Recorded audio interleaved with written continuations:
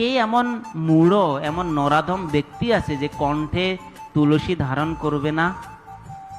কে আছে যে তুলসী দেবীর মহিমা হৃদয়ঙ্গম করবে না?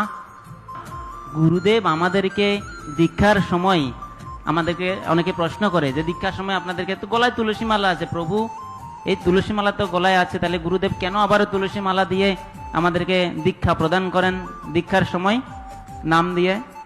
তখন বলছে, ভগবানকে যখন রাজভোগ নিবেদন করা হয়, সহস্র সহস্র উপাদান, যতই উপাদান আপনি নিবেদন করেন না কেন, যতক্ষণ পর্যন্ত না সেই নৈবেদ্যে তুলসী পত্র অর্পণ করছেন, ভগবান ডোন্ট টাচ, একদমই স্পর্শ করবেন না।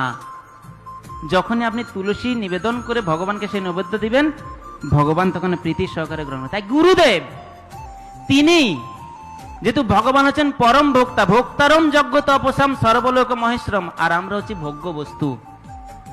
ভগবান ভোক্তা আর আমরা নৈবেদ্য ভগবানের। তাই গুরুদেব আমাদের কণ্ঠে তুলসী ধারণ করিয়ে ভগবানের নৈবেদ্য রূপে তার চরণে অর্পণ করেন যে হে প্রভু, এই নৈবেদ্য আপনার চরণে দিলাম, আপনি একে গ্রহণ করুন।